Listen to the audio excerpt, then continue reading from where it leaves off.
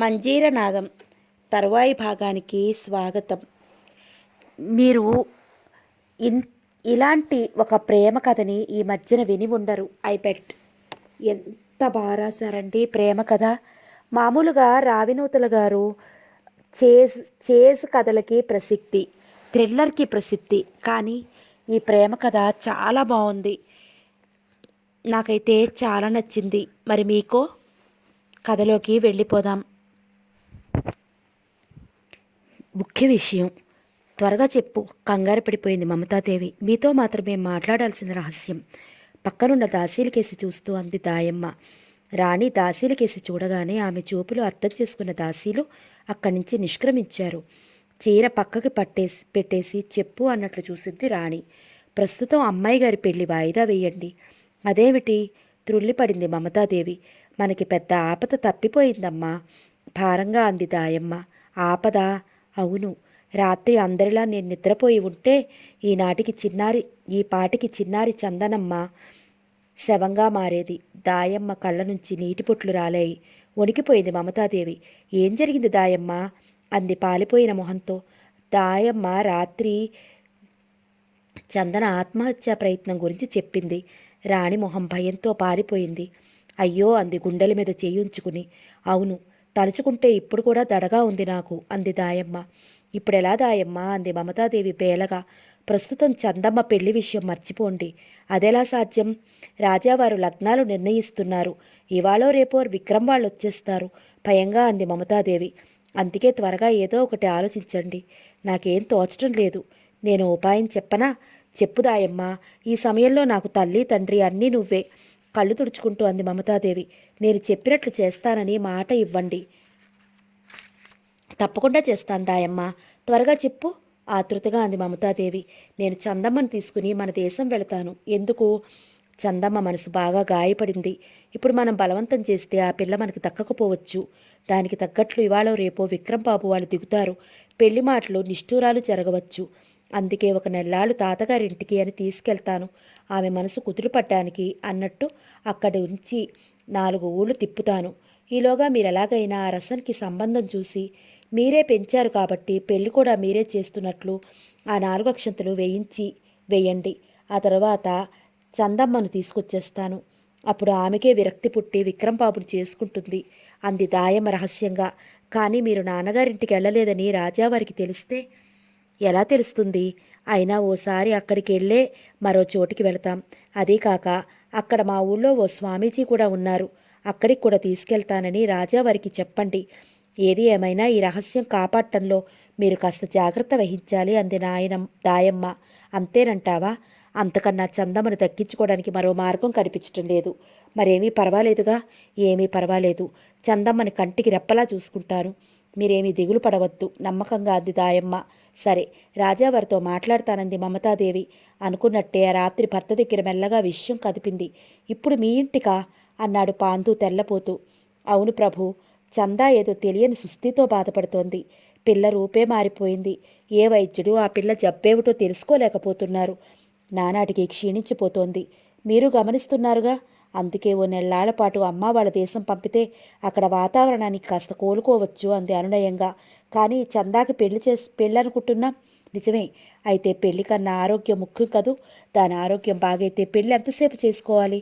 అదీకాక దాయమ్మ వాళ్ళ ఊళ్ళో ఓ స్వామీజీ ఉన్నారట. ఓసారి ఆయనకి చూపిస్తే అంతా సవ్యంగా అయిపోతుందని దాయమ్మ నమ్మకం. అందుకే చందా పెళ్లి కొన్నాళ్ళు వాయిదా వేసి మీ చెల్లెలకి బావగారికి ఆ సంగతి తెలియచేస్తూ వర్తమానం పంపండి మమతాదేవి. క్షణం ఆలోచనలో పడ్డాడు రాజా పాంధు. ఆలోచించకండి ప్రభు. నా మాట విని అమ్మాయిని మా పుట్టింటికి పంపండి. సరే, రేపే వాళ్ళ ప్రయాణానికి ఏర్పాటు చేస్తాను. మా చెల్లెలకు కూడా వర్తమానం పంపుతానన్నాడతను. మీ బావగారికి వర్తమానం పంపే పని మీరు చూసుకోండి. అమ్మాయి ప్రయాణం సంగతి నేను చూసుకుంటాను బలవంతంగా నవ్వుతూ అంది మమతాదేవి. సరే, దేవిగారి ఆజ్ఞ. అలాగే కానియండి అన్నాడు రాజు కూడా నవ్వుతూ. అమ్మయ్య అనుకుంది తల్లి మనసు. మర్నాడు విక్రమ్ తండ్రికి వర్తమానం వెళ్ళింది.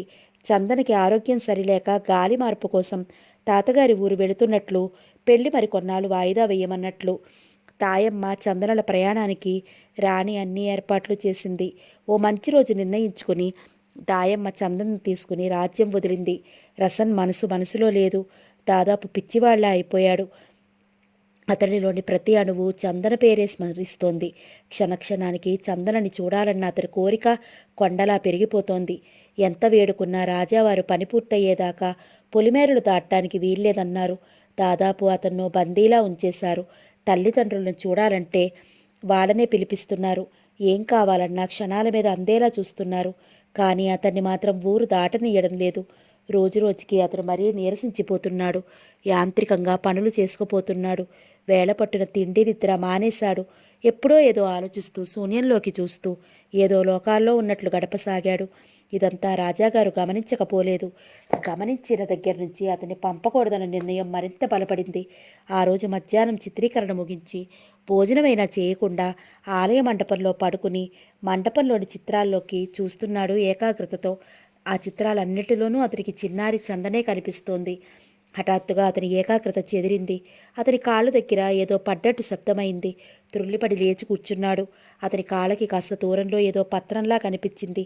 చటుకున లేచి దాన్ని అందుకున్నాడు. ఓ చిన్న రాయి కట్టి విసిరారెవరో ఆ పత్రాన్ని. ఓసారి చుట్టూ పరికించి చూశాడు. ఎవరూ కనిపించలేదు. అయోమయంగా ఆ పత్రాన్ని విప్పి చూశాడు. మరింత తెల్లబోయాడు. అది ఓ ఉత్తరం. అతని పేరే సంబోధించి రాశారెవరో. కంగారుగా దాన్ని చదివాడు. అందులో ఇలా ఉంది: రసన్, సాయంత్రం సూర్యాస్తమయంలోగా ఒంటరిగా బయలుదేరి ఈసు నది దగ్గరున్న పంపా వృక్షం దగ్గరికి రా. నువ్వు కోరింది లభిస్తుంది అని ఉంది. సంతకం లేదు. ఓసారి ఆ పత్రాన్ని తిప్పి తిప్పి చూశాడు. నేను కోరుకున్నది లభిస్తుందా? ఇక్కడ నేను కోరుకునేది కూడా ఉందా? భారంగా నవ్వుకున్నాడు. అయితే ఇది ఎవరు రాశారు? అల్లరికి రాశారా అనుకుంటూ ఓసారి లేచి పరిసరాలన్నీ చూశాడు. అంతా నిర్మానుష్యంగా ఉంది. మరోసారి చదువుకున్నాడు ఆ పత్రాన్ని. అతనికి ఏమీ అంతుపట్టలేదు. పోనీ వెళ్ళి చూస్తే అనుకున్నాడు. అవును, ఓసారి అక్కడికి వెళ్ళి చూసినంత మాత్రాన వచ్చే నష్టమేమీ లేదు అనుకుని అక్కడికి వెళ్ళడానికే నిశ్చయించుకున్నాడు. పత్రాన్ని జేబులో భద్రపరుచుకున్నాడు. ఎలాగో ఆ పూట భోజనం అయిందనిపించాడు. అతని ఆలోచనలు కాసేపు చందన ధ్యాస నుంచి తొలగి ఆ సాయంత్రం తనకి లభించబోయే వస్తువు మీదకి మళ్ళింది. ఈసు నది నగరానికి కాస్త దూరంగా ఉన్న ఓ అడవి మధ్యగా ప్రవహిస్తూ ఉంటుంది. అక్కడ నరసంచారం అంతగా ఉండదు. అలా అని క్రూర జంతువులు ఉండవు. కుందేళ్ళు, తేళ్ళు లాంటి చిరు జంతువులు స్వేచ్ఛగా తిరుగుతూ ఉంటాయి. అక్కడ ప్రకృతి రమణీయంగా ఉంటుంది. సూర్యాస్తమయం చూస్తుంటే మనసు తనువు అదోలా పులకిస్తుంది. అడవంతా అందమైన పూల వృక్షాలతో సుమలతలతో ప్రతివారిని ఏదో సముద్ర తీరాలకు కొనిపోతూ ఉన్నట్లుంటుంది. ఇంకా రసన్ లాంటి చిత్రకారుని సంగతి చెప్పనే అక్కరలేదు. అన్నం నీళ్లు పూర్తిగా మర్చిపోతారు. ఆ అడవి సంగతి, ఆ నది సంగతి విన్న రసన్ 1-2 సార్లు వెళ్ళాడు. అయితే అతని మనసు చందన దగ్గర ఉండటంతో ఎక్కువ ఆనందించలేకపోయాడు. ఇప్పుడు ఈ పత్రం మూలంగా మళ్ళీ ఓసారి అడవిలోకి వెళ్లాలని నిర్ణయించుకున్నాడు. ఆ సాయంత్రం పనులు త్వరగా ముగించుకుని ఒంటరిగా అడవికేసి బయలుదేరాడు. అడవిలో అలా నడుస్తూ ఈసు నది దగ్గరకు వచ్చి క్షణం ఆగాడు. పంపా వృక్షం కోసం వెతికాడు. కనిపించలేదు. మరోసారి కుతూహలంగా పరిసరాలు పరికించాడు. ఎవరూ కనిపించలేదు. పక్షుల రకరకాల అరుపులు తప్ప మరే శబ్దమూ వినిపించడం లేదు. మరి కాస్త ముందుకు నడిచాడు. నదిలోకి వాలిన బ్రహ్మాండమైన పంపా వృక్షం కనిపించింది. అయితే అక్కడ ఎవరూ లేరు. ఎవరో కొంటెతనానికి రాసుంటారనుకున్నాడు రసన్. అయినా అక్కడికి వచ్చినందుకు బాధపడలేదు. ఈ రూపేణాయన కాసేపు తన మనసులోని దిగులు మర్చిపోయి ఇక్కడ రమణీయ దృశ్యాలు చూస్తూ గడపవచ్చుననుకున్నాడు. అలా అనుకుంటూనే పంపా వృక్షం కింద కూర్చుని అస్తమయ సూర్యుడిని ఆరాధనగా చూస్తున్నాడు. ఏటిగాలి శరీరానికి చల్లగా తాకుతోంది. ఎందుకో చాలా రోజుల తర్వాత అతని మనసు ప్రశాంతంగా ఉన్నట్టు అనిపించింది. హఠాత్తుగా అతని కళ్ళను 2 సున్నితమైన చేతులు మూసివేశాయి. స్వప్న జగత్తులోంచి యువతలకొచ్చినట్టు త్రుట్లిపడి తన కళ్ళు మూసిన 2 చేతుల్ని మరింత సున్నితంగా తడిమి చూశాడు. ఆ చేతుల తాలూకు కంకణాలు తగిలాయి అతని చేతికి. ఎవరు అన్నాడు ఉద్వేగంగా. పాద మంజీర సవ్వడి సుమధురంగా వినిపించి అతని గుండె జల్లుమంది. ఆ మంజీర ధ్వని తన కళ్ళు మూసింది ఎవరో స్పష్టం చేసింది. అంతే, చివ్వున వెనక్కి తిరిగాడు. సన్నజాజులు కురిసినట్లు, ముత్యాలు జారువాలుతున్నట్లు కిలకిల నవ్వుతూ కనిపించింది అతని ఆరాధ్య దేవత చందన. చటుక్కున ఆమె చిన్నారి చేతుల్ని ముద్దాడాడు రసన్. అతి సుకుమారంగా ఉన్న పాదాలని, తెల్లని పాదాల మీద మెలిమెలా మెరుస్తూ ఆ పాదాలని ఆశ్రయించడమే తన భాగ్యం అన్నట్లు అందాలు చిందిస్తున్న మంజీరాల మీద వాలిపోయి ఆర్తిగా చుంబించాడు. రసన్ తన్మయత్వంగా అంది చందన. చందన, నా చందన, నువ్వేనా నా ఎదురుగా ఉన్నది? నీ చేతులేనా నా కళ్ళు మూసింది? నమ్మలేకపోతున్నాను చందన. లేచి ఆమెను కౌగిల్లోకి తీసుకుని ముద్దులతో ముంచెత్తేశాడతను. చందన కూడా అదే స్థితిలో ఉంది. ఇద్దరికీ కదిలితే కల కరిగిపోతుందేమో అన్నంతగా హత్తుకుపోయారు. ఇద్దరూ అలా తన్మయావస్థలో కొంతసేపు ఉండిపోయారు. కొన్ని క్షణాల తర్వాత తేరుకుని దూరంగా జరిగారు. ఇద్దరి కళ్ళు నీళ్లతో నిండుకున్నాయి. రసన్, బావున్నావా? అంది చందన అతని చేతిని తన చేతిలో ఉంచుకుని నిమురుతూ. ఇలా ఉన్నాను చందు, నువ్వెలా ఉన్నావు? అన్నాడతను ఆరాధనగా ఆమె కళ్ళల్లోకి చూస్తూ. చందన చెంపలు కెంపులయ్యాయి. తలవాల్చేసి నిలుచుండిపోయింది. హఠాత్తుగా అమ్మాయి గారి పేరు పెట్టి పిలిచానన్న సంగతి గుర్తొచ్చి కంగారు పడిపోయాడు రసన్. అమ్మాయి గారు, మీరెలా వచ్చారు? అన్నాడు మెల్లగా. మనసుంటే మార్గం లేకపోతుందా? నవ్వేసింది చందన. అది కాదమ్మాయి గారు, మీరు ఒంటరిగా. రసన్, మెల్లగా అంది చందన. నన్ను చందన అనే పిలు, అదే ఎంతో మధురంగా ఉంది. కానీ ఆలోచించకు రసన్, నీ నోట నా పేరు ఎంత మధురంగా ఉంటుందని నాకిప్పుడే తెలిసింది. అందుకే నన్ను చందన అనే పిలు, తన్మయత్వంగా అంది చందన. రసన్ పొంగిపోయాడు. చేతులు చాచి సర్వం మరిచి చందన అత్యంత అనురాగంతో పిలిచాడు. రసన్, నా రసన్. మరుక్షణం చందన అతని కౌగిలిలో ఒరిగిపోయింది. రసన్ రక్తం ఉరకలు వేసింది. చందన తరువు పులకించిపోయింది. ఆర్తిగా అతన్ని పెనవేసుకుపోయింది. ప్రకృతి స్తంభించుకుపోయింది. దేవతలు తదాస్తు అన్నారు. అప్పుడే అంబరవీధిలోకి వస్తున్న రేరాజు వారిని చూసి ముసిముసిగా నవ్వాడు. ఆ కనుచీకటిలో రెండు తనువులు ఏకమయ్యాయి. జరగరానిదేదో జరిగిపోయింది. కొంతసేపు తర్వాత ఆ తన్మయావస్థలో నుంచి ఇద్దరూ ఈ లోకంలోకి వచ్చారు. రసన్ మొహం వాలిపోయింది. జరిగిన దానికి సిగ్గుపడుతూ నిలుచున్నాడు. ఏయ్, ఎందుకా సిగ్గు? అల్లరిగా నవ్వింది చందన. ఆమె కళ్ళు అదో రకమైన తృప్తితో తలతల్లాడుతున్నాయి. మీకు మీకు కోపంగా లేదు? భయంగా అన్నాడు రసన్. కోపమా? ఎందుకు? అదే, నేను మిమ్మల్ని ఏం చేశావు? మళ్ళీ కొంటెగా నవ్వింది చందన. లేదమ్మాయి గారు, నేను తొందరపడ్డాను, మీకు అన్యాయం చేశాను, బాధగా అన్నాడు తను. అదిగో మళ్ళీ అమ్మాయి గారు అంటున్నావు. అది కాదు చందన. రసన్, మంచో చెడో జరిగిపోయింది. దాని గురించి ఆలోచించడం, తప్పులు క్షమార్పణలు లాంటివంటే నాకు అసహ్యం. మనం ఒకరి కోసం ఒకరు ఆరాటపడ్డాం, చేరువయ్యాం. ఈ అనుభవాలను మధురానుభవంగా హృదయంలో పదిలపరుచుకోవాలి. కానీ ఏవేవో అనుకుంటూ మరేదో బాధపడుతూ కాలాన్ని వృధా చేయకూడదు. ఎంతో అనుభవజ్ఞురాల్లా మాట్లాడుతున్న చందనని చూసి ఆశ్చర్యపోయాడు రసన్. చందన, నువ్వు చాలా ఎదిగిపోయావన్నాడు. అవును, ఎదిగిపోయాను కాబట్టే నీ కౌగిలిలో ఇలా కరిగిపోయాను. అల్లరిగా నవ్వింది చందన. అతను నవ్వాడు. చందన, నువ్వెలా వచ్చావు? నీకోసమే కష్టపడి వచ్చాను. రసన్ మొహం వెలిగిపోయింది. చటుక్కున కూర్చుని చందనని ఒడిలోకి తీసుకున్నాడు. ప్రియుని ఒడిలో నిశ్చింతగా పడుకుని చెట్ల సందుల్లోంచి ఆకాశాన్ని చూస్తూ జరిగిందంతా చెప్పింది చందన. ఆమె సాహసానికి విస్తుపోయాడు రసన్. దాయమ్మ అభిమానానికి కళ్ళు చెమర్చాయి. తన కోసం చందన ప్రాణాలకి తెగించి వచ్చినందుకు ఒకవైపు ఆనందంగా ఉన్నా, మళ్ళీ తనని విడిచి శాశ్వతంగా వెళ్ళిపోతుంది అన్న సంగతి గుర్తొచ్చి హృదయం చల్లబడిపోతోంది.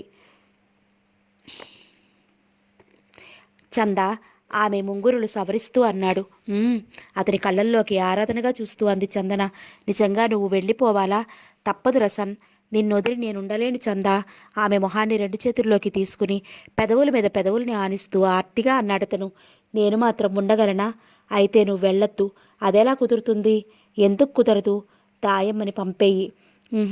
దాయమ్మకి నేను ప్రమాణం చేశాను, నీ దగ్గర సెలవు తీసుకుని తనతో వచ్చేస్తానని. నా మాట మీద నమ్మకం ఉండే తను ప్రాణాలకి తెగించి ఇంత సాహసం చేసింది అంది చందన. కానీ చంద, ఇప్పుడు నువ్వు వెళ్ళిపోతే నేను బ్రతకను. ఈ లోకం నుంచే వెళ్ళిపోతాను.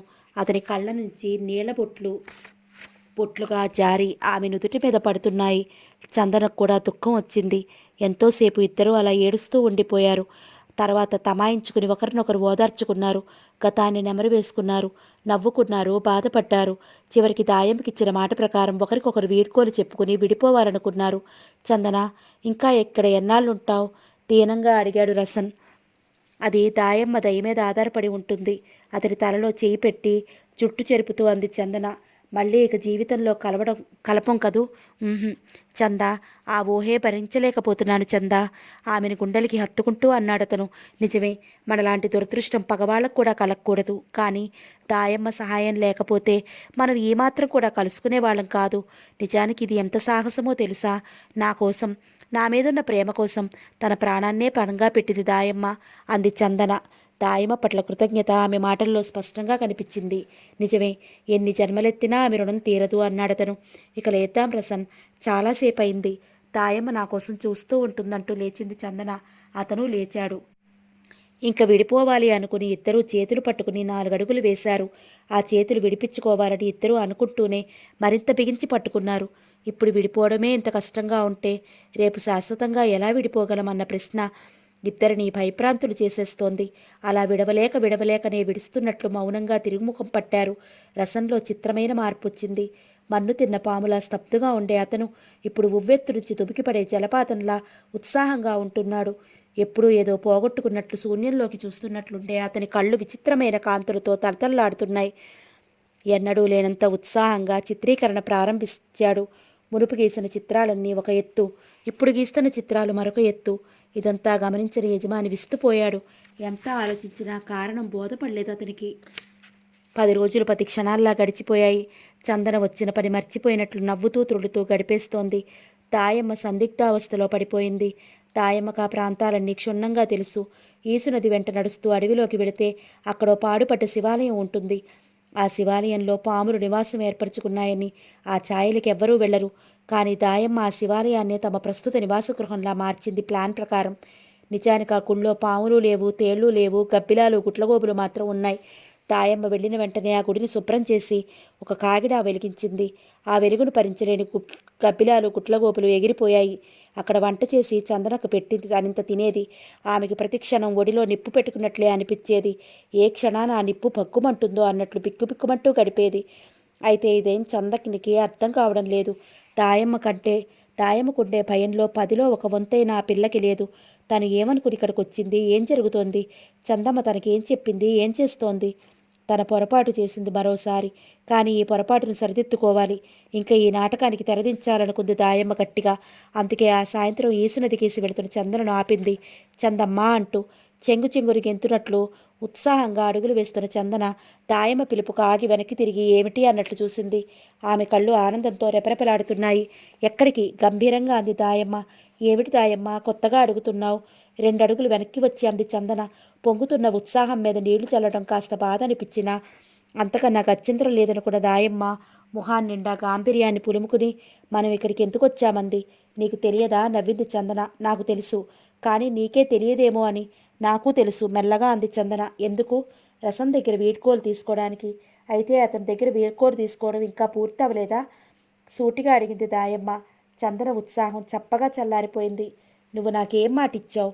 మళ్ళీ దాయమ్మ అంది. క్షమించు దాయమ్మ. నేను క్షమిస్తాను, కానీ మీ నాన్నగారు క్షమించరు. ధీరంగా చూసింది చందన. ఇప్పటికే దాయమ్మ తనకు మించిన సాహసం చేసిందని ఆమెకు బాగా తెలుసు.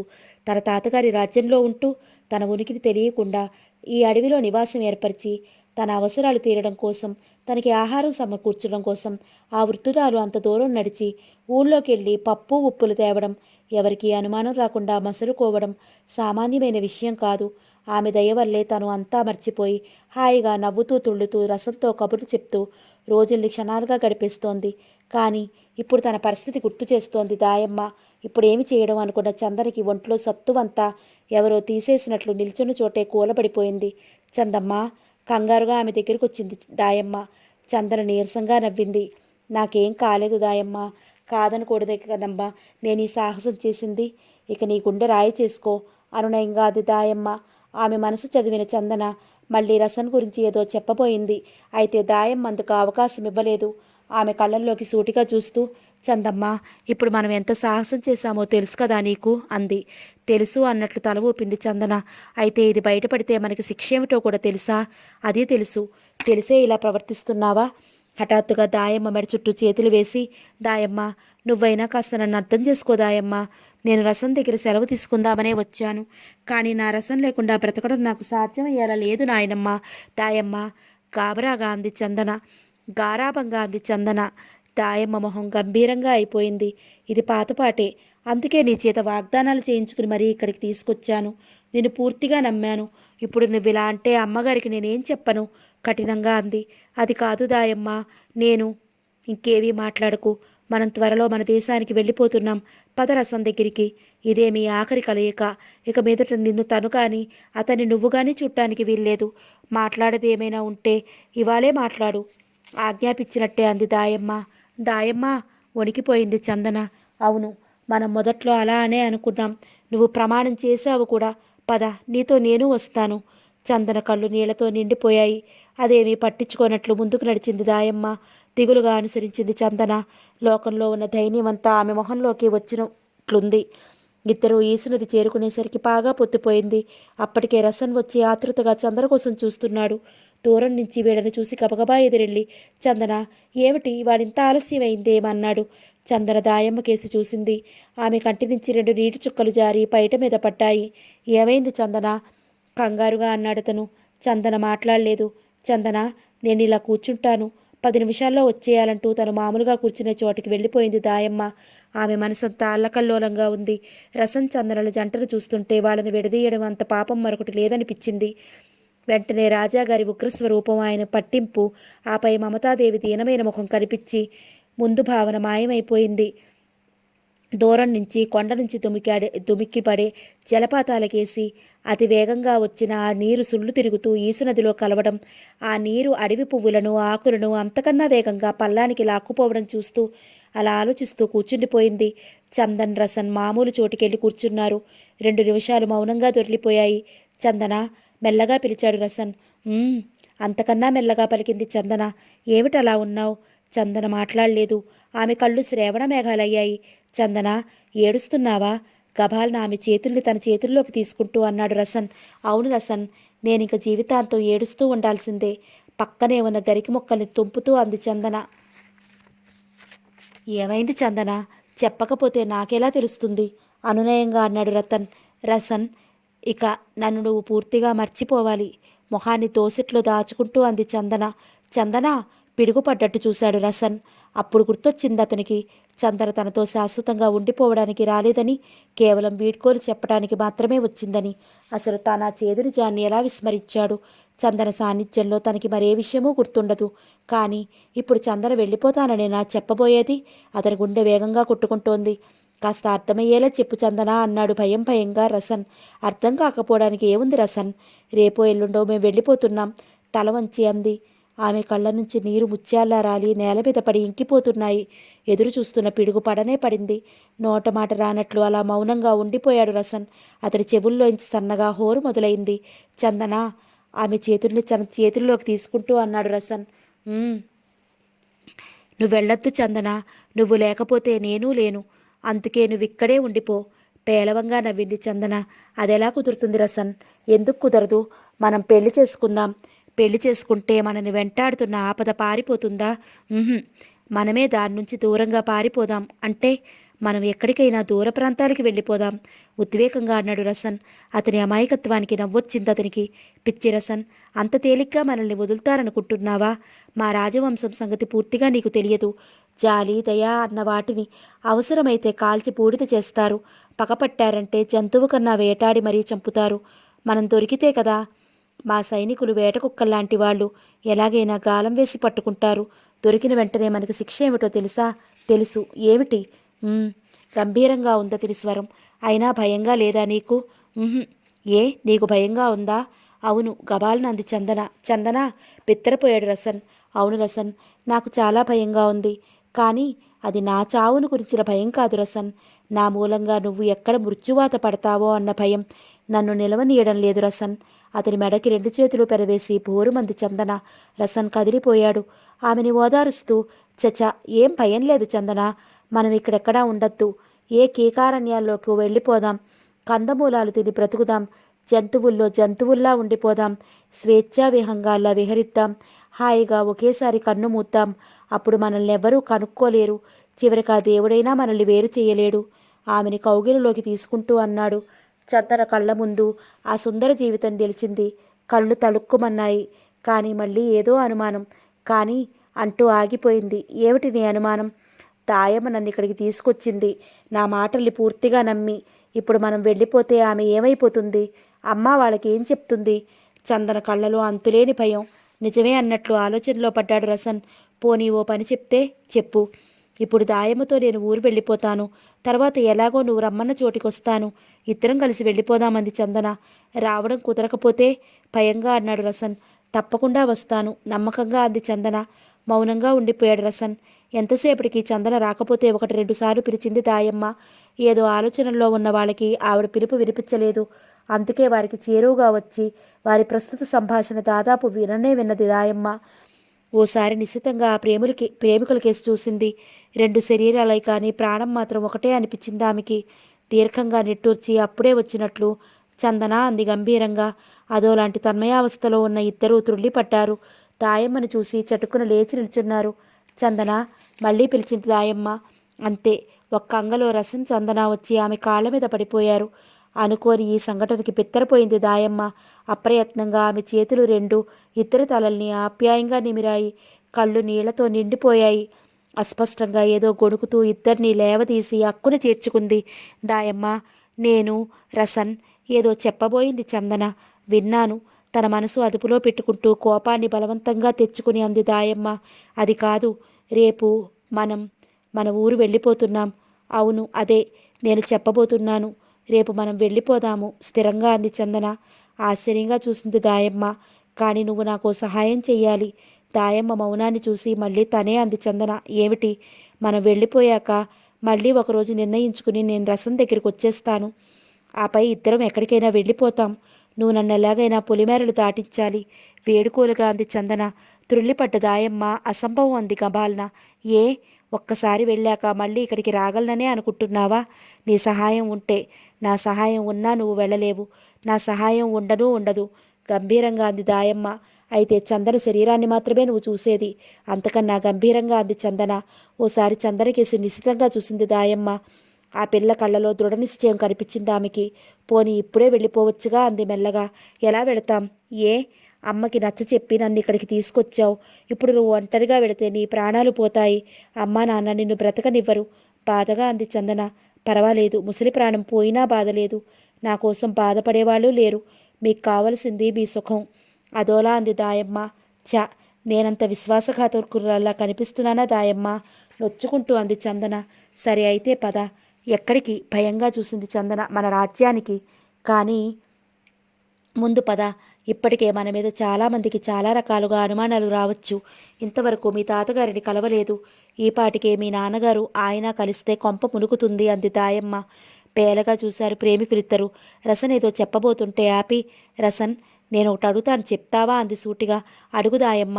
నీ చరిత్ర ఏమిటి? అంటే ఒక దేశాన్నేలే రారాజు కూతుర్ని ప్రేమించే తాహతు అర్హత నీకున్నాయా? రసన్ మాట్లాడలేదు. రాజావారు నిన్ను కన్నబిడ్డలా పెంచారు. నీకంటూ ఒక జీవితాన్ని ఏర్పరిచారు. అలాంటి రాజుగారి సంతానాన్నే అకాల మరణం పాలు చేస్తావా? దాయమ్మ గొంతు వణికింది. దాయమ్మ నిర్ఘాంతపోయాడు రసన్. అవును, రాజాగారికి విషయం తెలిస్తే అమ్మాయి గారిని మాత్రం తేలిగ్గా వదులుతారనుకుంటున్నావా? సాంప్రదాయాన్ని అనుసరించి మరీ చంపేస్తారు. ఆపై కడుపు సేకంతో రాజు రాణిలిద్దరూ కన్నుమూస్తారు. ఇదంతా నీకిష్టమా? ఏడుస్తూ అన్నాడు రసన్. అలాంటప్పుడు చంద్రని మర్చిపో. జరిగిందంతా ఓ కళ అనుకో అంది దాయమ్మ ఎలాంటి భావం లేకుండానే. అంతేనా దాయమ్మ? దీనంగా అన్నాడు రసన్. అంతేకాదు, మీరు చేసిన పనికి మీ కుటుంబాన్ని కూడా నాశనం చేయొచ్చు రాజావారు. 2 నిమిషాలు అలాగే నిల్చుండిపోయాడు రసన్. అతని మనసు ఆశ నిరాశల మధ్య కొట్టుకుంది కాసేపు. తర్వాత ఏదో దృఢనిశ్చయం కనిపించింది అతని మొహంలో. చందన అన్నాడు గంభీరంగా. ఏమిటి రసన్? కళ్ళు తుడుచుకుంటూ అంది చందన. దాయమ్మ చెప్పిందే మంచిది చందా. అంటే త్రుళ్ళిపడింది చందన. నువ్వు మీ ఇంటికి వెళ్ళిపో. విక్రమ్ బాబుని చేసుకుని హాయిగా ఉండు. అతని గొంతు వణికింది. రసన్ అరిచినట్లు అంది చందన. అవును చందన, మన కలయిక ఎవరికీ ఇష్టం లేనప్పుడు, ఎవరికీ శ్రేయస్కరం కానప్పుడు ఎందుకీ తపన? ఇంతమందిని బాధ పెట్టి మనం మాత్రం ఏం సుఖంగా ఉంటాం? కొలుకుల్లో ఊరుతున్న నీటిని కొనుగోటుతో తుడుచుకుంటూ అన్నాడు రసన్. పావురు మంది చందన. తనని తాను మరిచి అతని మీద ఎద మీద ఒరిగిపోయి. అలా అనుకు రసన్. మనం ఇద్దరం కలిసి ఉందాము, లేకపోతే ఇద్దరం చచ్చిపోదాము. అంతేకాని చెరో చోటగా జీవచ్చేవర్లా బతకద్దు అంటూ ఏడవసాగింది. అతని చేతులు ఆమె వీపుని నిమురుతూ ఉండిపోయాయి. చందమ్మ అరిచినట్లు అంది దాయమ్మ. ఇంక విడిపోతున్నాంగా దాయమ్మ, కాసేపు మమ్మల్ని ఇలా ఉండని ఏడుస్తూ అంది చందన. అది కాదు, ఓసారటి చూడండి అంది దాయమ్మ. ఇద్దరూ ఆమె చూపించిన వైపు చూశారు. అక్కడ కొండ చివరి భాగాన ఓ విచిత్రమైన పక్షి ఏదో తింటోంది. అదేం పక్షి అంది దాయమ్మ దాన్నే ఆశ్చర్యంగా చూస్తూ. పరిశీలనగా చూశారు రసన్ చందన. అయితే అదేం పక్షో వాళ్ళకి తెలియలేదు. రంగులు రంగులుగా ఉంది, ఆకర్షణీయంగా ఉంది. అది తినడం ఆపి ఓసారి పెద్దగా అరిచింది. ఆ అరుపుకి త్రుళ్ళిపడ్డారు ముగ్గురు. అంత నీళ్ల హోరులోనూ దాని అరుపు స్పష్టంగా వినిపిస్తోంది.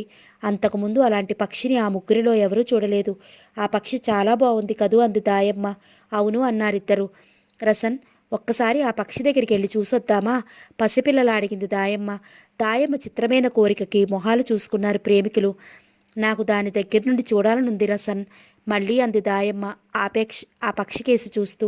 కానీ అది ఎంత ఎత్తునుందో తెలుసా అన్నాడు రసన్ ఆమె కోరికకి మనసులోనే తెల్లబోతూ. తెలుసు, మెల్లగా వెళదాం. వద్దు దాయమ్మ, అది కొండ శిఖరాన ఉన్నట్లుంది. నువ్వు ఎక్కలేవంది చందన. మీరనుకున్నంత ముసలిదాన్ని కాదు నేను. పందెం వేసి ఎక్కితే మీకన్నా నేనే ముందు ఎక్కగలనా కొండని నవ్వింది దాయమ్మ. చందన కూడా నవ్వింది. నిజమే దాయమ్మ, కానీ మనం కష్టపడి అక్కడికి ఎక్కామే అనుకో, తీరా మనం అక్కడికి చేరుకునేసరికి ఆ పక్షి కాస్త ఎగిరిపోతే? తన అనుమానం వెళ్ళిపుచ్చాడు రసన్. చూద్దాం, నువ్వన్నట్లు అలా ఎగిరిపోతే అక్కడి నుంచి అడివంతా ఓసారి పరికించి చూసి తిరిగొచ్చేద్దాం. ఇంకెప్పుడు ఇటుకేసి రాం కదా అంది దాయమ్మ. సరే, త్వరగా నడవండి అన్నాడతను. దాయమ్మ మొహం వెలిగిపోయింది. చిన్నపిల్లలకి అందమైన అపురూపమైన బొమ్మ దొరికినంత సంబరపడిపోయింది. వాళ్ళకన్నా ముందుగా చకచకా కొండెక్కసాగింది. ఆశ్చర్యంగా చూస్తూ ఆమెను అనుసరిస్తున్నారు చందన, రసన్. చకచకా నడుస్తూ ఆ మధ్య మధ్యలో ఆగి కొండ మీద పక్షిని చూస్తున్నారు. ఆ పక్షి అలాగే కూర్చుని అటూ ఇటూ చూస్తోంది. మధ్య మధ్య చెవులు చిల్లులు పడేలా అరుస్తోంది. కొండ మీదకి ఎక్కుతున్న కొద్దీ జలపాతాల హోరు ఎక్కువవుతోంది. అంతెత్తి నుంచి దూకిన నీరు ఈసు నదిగా అడవి మధ్య నుంచి పరవళ్ళు త్రొక్కుతూ సాగిపోతోంది. అతి ప్రయాసగా నడుస్తోంది చందన. చిత్రంగా అందరికన్నా ముందు పరిగెడుతున్నట్లు నడుస్తోంది దాయమ్మ. ఆమె ప్రవర్తన వింతగా తోచింది రసన్, చందనలకి. ఎలాగో పడుతూ లేస్తూ శీఘ్రం మీదకి చేరుకున్నారు. అయితే వాళ్ళు అక్కడికి చేరుకునేసరికి ఓసారి చివ్వున తల తిప్పి వాళ్ళకేసి చూసిన పక్షి వికృతంగా అరుస్తూ ఎగిరిపోయింది. కృంగిపోయారు రసన్, చందనలు. దిగులుగా దాయమ్మ కేసి చూశారు. ఆమె అదేమీ గమనించినట్లు ఇంకా అడుగులు వేస్తూనే ఉంది. దాయమ్మ, వెనకడిచ్చి పిలిచింది చందన. ఆమె తిరిగి చూసింది. పక్షి ఎగిరిపోయింది దాయమ్మ, ఉసూరుమన్నట్లు చెప్పింది చందన.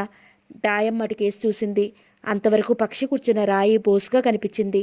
వెళ్ళిపోదామా దాయమ్మ అన్నాడు రసన్. ఎలాగూ ఇంత దాకా వచ్చాం, ఒకసారి కొండ మీద ఎలా ఉందో చూద్దాం రసన్ అంది దాయమ్మ. ముగ్గురు శిఖరాగ్రానికి చేరుకున్నారు. అక్కడ ఉన్న చెట్లని జలపాతాలని చూసి మురిసిపోయింది దాయమ్మ. పసిపిల్లల కేరింతలు కొట్టింది. అబ్బా, ఎంత బాగుంది ఈ దృశ్యం. త్రుళ్ళి పడుతున్న లేడి పిల్లల్ని గుర్తుకు తెస్తోంది లేడి పిల్లల్ని గుర్తుకు తెస్తోంది జలపాతం. రసన్, అలనాటి ఆకాశగంగా భగీరథుల మీదకి దూకినట్లు లేదు ఇది. చూస్తుంటే అద్భుతమైన చిత్రం గీయాలనిపించడం లేదు. ఎంతో ఎత్తు నుంచి కిందకి దూకే నీళ్ళని తన్మయత్వంగా చూస్తూ అంది దాయమ్మ. ఆమె ఉత్సాహానికి మరోసారి మొహాలు చూసుకున్నారు ప్రేమికులు. కొండని గురించి, అక్కడి చెట్లను గురించి, కొండ మీద నుంచి కనిపించే నగరాన్ని గురించి ఏవేవో మాట్లాడేస్తోంది దాయమ్మ. దాయమ్మకి కవిత్వం వచ్చేస్తోంది. తన బాధను తాత్కాలికంగా మర్చిపోయిన చందన నవ్వుతూ అంది. కవిత్వం రాయి దాయమ్మ. రసన్ కూడా నవ్వుతూ అన్నాడు. దాయమ్మ కూడా నవ్వింది. ఆమె కళ్ళు ఎప్పుడూ లేనంత కాంతితో తలతల్లాడుతున్నాయి. మెల్లగా పచ్చని పువ్వులతో నిండి ఉన్న ఓ చెట్టు కిందకెళ్ళింది దాయమ్మ. చందన, రసన్ అనుసరించారు. అక్కడ కూలబడింది దాయమ్మ. వాళ్ళు కూర్చున్నారు. ఈ కొండని, ఈ కొండ మీద అడవిని, ఈ జలపాతాల్ని, ఈ చెట్ల మీద పక్షుల కువకువల్ని, రతీ మన్మధుల్లా ఉన్న మీ జంటని చూస్తుంటే నాకోటి అనిపిస్తోందర్రా అంది దాయమ్మ. ఏమిటి దాయమ్మ? ఆతృతగా అడిగారిద్దరూ ఒకేసారి. నేను మన రాజ్యానికి ఒంటరిగా వెళ్తేనే బాగుంటుందనిపిస్తోంది అంది దాయమ్మ ఏదో ఆలోచిస్తూ. దాయమ్మ, త్రుళ్ళిపడింది చందన. బిత్తరపోయాడు రసన్. అవునర్రా, అదే న్యాయం అనిపిస్తోంది. నిజమా దాయమ్మ? ఆమెను పట్టి కుదిపేస్తూ అంది చందన. కళ్ళతోనే నవ్వింది దాయమ్మ. ప్రేమికుల హృదయాలు పొంగిపోయాయి. ఇప్పుడు మీ ఇద్దరికీ పెళ్లి చేయాలి. పెళ్ళా? అవును, మీ పెళ్లికి నేనే పెద్దని, నేనే చేస్తాను. స్థిరంగా ఉంది దాయమ్మ గొంతు. రసన్ గుండె జల్లుమంది. చందన అనుమానంగా చూసింది. దాయమ్మ మళ్ళీ నవ్వింది. చందమ్మ, నాకు మతిపోయిందనుకుంటున్నావా? అలాగే అనిపిస్తోంది దాయమ్మ. లేకపోతే మా ఇద్దరికీ పెళ్లి చేస్తావా? ఇంతకు ముందు దాకా అన్ని నీతులు చెప్పి ఇప్పుడు హఠాత్తుగా పెళ్లి చేస్తానంటే గంభీరంగా అంది చందన. పిచ్చి చందమ్మ, నేను మామూలుగానే ఉన్నానమ్మా. కాకపోతే ఇప్పుడు జ్ఞానోదయమైంది. అందుకే మీ ప్రేమికులిద్దరినీ ఒకటి చేసి నేను ఒంటరిగా వెళ్ళిపోతాను. మీ పెళ్లికి ఈ పంచభూతాలే సాక్షులు. ఈ అడవిలోని అల్పప్రాణులే పేరంటాలు. ఆ జలపాతాల హోరే మంగళవాయిద్యాలు. రండి. ఉద్వేగంగా లేచింది దాయమ్మ. ప్రేమికుల కళ్ళు తళుక్కుమన్నాయి. అమ్మతో ఏం చెప్తావు? భయంగా అంది చందన. ఏదో ఒకటి నేను చెప్పుకుంటానుగా. మీరు దంపతులయ్యాక ఇక నగరం కేసి రావద్దు. ఇద్దరు చెట్టాపట్టాలేసుకుని ఏ అడవుల్లోకో వెళ్ళిపోయండి. మానవ మాత్రం లేని కారడవులకైనా సరే వెళ్ళిపోండి. దొరికింది తిని నీ ఏటి నీళ్లు తాగి పోయినా బతకండి. ఈ మనుషుల కన్నా క్రూర మృగాలు ప్రమాదకరమైనవి కావు. దాయమ్మ కళ్ళు నీళ్లతో నిండిపోయాయి. ప్రేమికుల ఆనందానికి అంతం లేదు. దాయమ్మ, నువ్వెంత మంచిదానివి అంటూ ఆమె కాళ్ళకి చుట్టేసుకున్నారు. ఆమె వాళ్ళిద్దరినీ లేవదీసి కళ్ళు తుడిచింది, ఓదార్చింది, తొందర పెట్టింది. తామిద్దరూ పెళ్లి చేసుకుని హాయిగా ఉంటామన్న ఆనందంలోనే దాయమ్మని రాజావారు ఏం చేస్తారో స్ఫురణకి వచ్చిన రసన్ వణికిపోయాడు. దాయమ్మ, వద్దు దాయమ్మ, మమ్మల్ని వదిలి నువ్వు ఒంటరిగా వెళితే రాజావారు ముందు నిన్ను ఉరితీస్తారు. మామూలుగా నీ ప్రాణాలు పోవటం మేము సహించలేము మా మూలంగా అన్నాడు ఏడుస్తూ. చల్లగా నవ్వింది దాయమ్మ. అదంతా నాకు వదిలేయండి రసన్. రాణిగారు నమ్మేలా నేనే ఏదో కథ అల్లి చెప్తానుగా అంది. నాన్నగారి సంగతి నాకు తెలుసు. అంత తేలిగ్గా ఎవరినీ క్షమించరు. నీ కట్టుకథలు నమ్మరు. నేను కనిపించకపోవడంతో కథంతా బయటికి వస్తుంది. నీకు ఖచ్చితంగా మరణశిక్ష పడుతుంది. అందుకే ప్రస్తుతం ఓసారి తాతగారి దివాణానికి వెళ్ళి 2 రోజులుండి మన రాజ్యానికి వెళ్ళిపోదాం అంది చందన. వద్దు చందమ్మ, నా మాట విని మీరు వెళ్ళిపోండి. ఇప్పుడు మీరు వెళ్ళకపోతే జీవితంలో వెళ్ళలేరు. ఇంతకన్నా మంచి సమయం రాదు. నేను చెబుతున్నానుగా. ముందు మీరు లేవండి కంగారుగా అంది దాయమ్మ. మొహాలు చూసుకున్నారు రసన్ చందనలు. వాళ్ళ మాటలు లక్ష్య పెట్టకుండా గబగబా అక్కడున్న అడవి తీగల నుండి ఒడి నిండా పూలు కోసుకొచ్చి చెట్టు నారనే తీసి పెద్ద పెద్ద దండలు 2 తయారు చేసింది. వాళ్ళిద్దరినీ దగ్గరికి తీసుకుని చెరో దండా ఇచ్చింది. మనసులో ఏదో స్మరించుకుని దండలు మార్చుకోండి అంది. అప్రయత్నంగా వాళ్ళిద్దరూ దండలు మార్చుకున్నారు. ఆశ్చర్యానందాలతో చూస్తున్న ఇద్దరిని చెరో చేత్తో పెదవి పట్టుకుని, ఇక నుండి మీరిద్దరూ దంపతులు, నిండా నూరేళ్లు హాయిగా కలిసి బతకండి అంటూ దీవించింది దాయమ్మ. ఆమె కళ్ళల్లో 1000 చంద్రుల కాంతి తొంగి చూస్తోంది. చందన రసన నీళ్లు నిండిన కళ్ళతో వంగి ఆమె పాదాలకు నమస్కరించారు. మళ్ళీ వాళ్ళిద్దరినీ అక్కును చేర్చుకుంది దాయమ్మ. దాయమ్మ, నీ మేలు ఈ జన్మలోనే కాదు, ఎన్ని జన్మలెత్తినా తీర్చుకోలేం దాయమ్మ గద్గద స్వరంతో అంది చందన. ఒక విధంగా తీర్చుకోవచ్చు కొంటెగా అంది దాయమ్మ. నూతన దంపతులు కుతూహలంగా చూశారామె కేసి. మీకు కొడుకు పుడితే నా పేరు పెట్టుకోండి. దాయమ్మ అనా? నవ్వుతూ అన్నాడు రసన్. అవును, ఏం బాగాలేదా? పోనీ కూతురు పుడితే. చెప్పో నాయనమ్మ. సిగ్గుపడిపోయిన చందన దాయమ్మ ఎదలో తలదాచుకుంది. ఆనందమో ఆవేదనో తెలియనట్లు ముగ్గురి హృదయాలు బరువుగా అయిపోయాయి. 5 నిమిషాల తర్వాత మరి నేనింక వెళ్ళనా అంది దాయమ్మ. దీనంగా చూశారిద్దరు. దాయమ్మ వాళ్ళిద్దరినీ పొదివి పట్టుకుని తలల మీద ముద్దు పెట్టుకుని, కష్టమైన సుఖమైన సమంగా పంచుకోండి. స్వర్గమైన నరకమైన బ్రతుకైనా మృత్యువైనా విడిపోకండి. ఇదే మీ దాయమ్మ ఆశీస్సు కోరిక కూడా. దాయమ్మ కంటి నుంచి అశ్రువులు టపటపమంటూ వాళ్ల తలమిల మీద పడ్డాయి. మరి నేనొస్తాను కంపిస్తున్న స్వరంతో అంది దాయమ్మ. మౌనంగా తలలూపారిద్దరు. ముగ్గురి కళ్ళు ధారలే వర్షిస్తున్నాయి. దాయమ్మ 4 అడుగులు వేసి మళ్ళీ వెనక్కి తిరిగి 2 చేతులు జోడించి ఆకాశం కేసి చూస్తూ, భగవాన్, ఈ ప్రేమికుల్ని ఎప్పుడూ విడదీయకు. ఇంతకన్నా నాకింకేవరమూ అక్కర్లేదు గొడిగినట్లు అంది. పుచ్చపువ్వు లాంటి వెన్నెల కిరణాలలో పరిసరాలని అన్నిటినీ అందంగా ఆహ్లాదంగా మలుస్తున్నాడు చంద్రుడు. మరోసారి వాళ్ళకి చెప్పి మెల్లగా ఊరికేసి 4 అడుగులేసింది దాయమ్మ కొండ దిగడానికి. మసకబారిన కళ్ళతో పరువెక్కిన హృదయాలతో అలా చూస్తూ ఉండిపోయారు ప్రేమికులిద్దరూ. ఓసారి వెనక్కి తిరిగి చిన్నగా నవ్వుతూ చెయ్యి ఊపింది దాయమ్మ. వాళ్ళు ఊపారు. దాయమ్మ వెనక నుంచి పిలిచింది చందన. క్షణం ఆగింది దాయమ్మ. అమ్మని క్షమించమను. అలాగే నవ్వింది దాయమ్మ కదులుతూ. నిల్చున్న చోటే కూలబడిపోయింది చందన. ఆమెను సముదాయిస్తున్నట్లుగా పక్కన కూర్చుని ఆమె తల మీద చెయ్యి వేశాడు రసన్. వెక్కి వెక్కి ఏడుస్తున్న ఆమెని ఊరడిస్తూ దాయమ్మ కేసి చూశాడు. త్రుళ్ళిపడ్డారు. కారణం దాయమ్మ దారి తప్పినట్లుంది. మరోవైపు నడుస్తోంది. దాయమ్మ అరిచినట్టు అన్నాడు. అతని అరుపుకి కింద కూలబడిన చందన, దూరంగా ఉన్న దాయమ్మ కూడా కంగారుగా చూశారు. దాయమ్మ, దారి అటు కాదు, అది చాలా ప్రమాదకరమైన చోటు కంగారుగా అరిచాడు రసన్. చందన గుండె కూడా వేగంగా కొట్టుకుంది. దాయమ్మ, అలా వెళితే కింద పడిపోతావు. ఇలా వెళ్ళు అంది కంగారుగా అరుస్తూ. దాయమ్మ జవాబుగా నవ్వింది. తిరిగి నడక ప్రారంభించింది. రసన్, ఏమిటి దాయమ్మ అటెళ్తోంది? ఏడుస్తూ అంది చందన. రసన్కి ఏదో అనుమానం వచ్చింది. కళ్ళు ముడుచుకున్నాయి. క్షణం ఆలస్యం చేయకుండా దాయమ్మ ఆగు అంటూ అరుస్తూ అటుకేసి పరిగెత్తాడు.